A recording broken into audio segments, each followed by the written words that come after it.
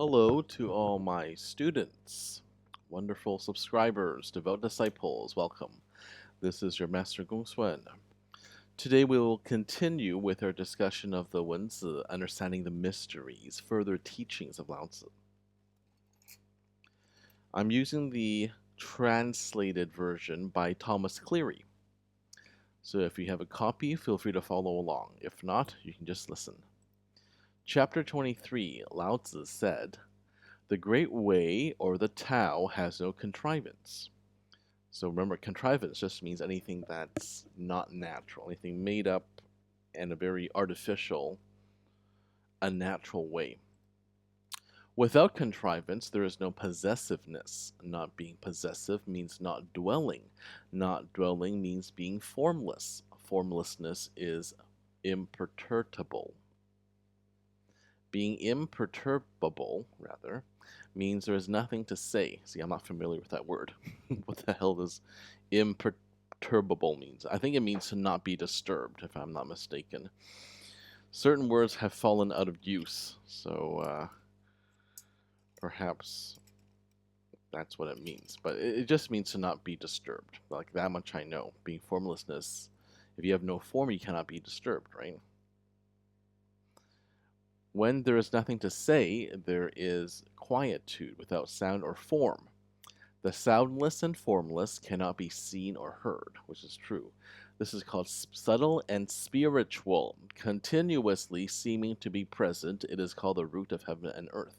And isn't this true? If you have no form, you have no body, you have no form, you're a spirit, and honestly, it's great.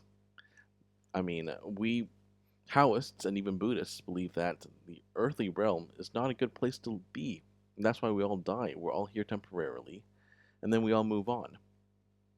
I mean, I like to use the analogy of like a bus stop or like a train station. Let's say that our souls are on a journey to grow and develop. In order to do that, we must come to Earth where there are unpleasant things such as suffering and pain and death and disease and all that.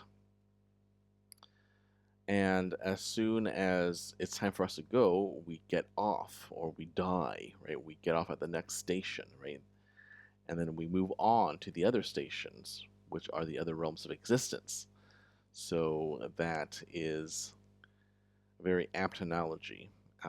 And when we do that, we are in our spiritual versions, and there is no form, right? Which is a good thing, right? And that's why LaoZi said, "The way has no form or sound, so sages have deliberately depicted it as a unity and named it the way of the universe. The great is based on the small, much begins with little. Rulers consider heaven and earth, goods, and all beings resources. Merit and virtue are considered most great, power and fame are considered most valuable. The beauties of twin qualities match heaven and earth, so it is imperative to keep to the great way as a mother of the world." Now, isn't that the truth, right? The great way, the great Tao is the mother of the world and of the universe and of all the other planes of existence, right? That is the way.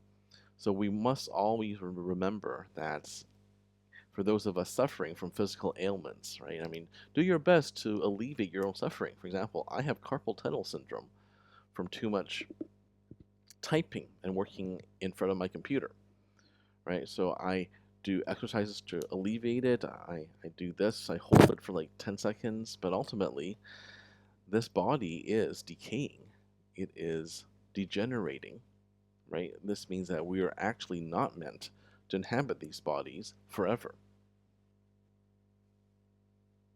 right? We are meant instead to go back to our true forms, our spiritual, non corporeal, formless, formless, formless spirits. That is who we truly are, right?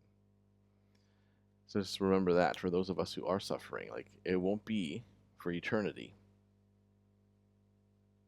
We are formless and spiritual after all. This has been your Master GongSun. As usual, keep living in alignment with the Tao.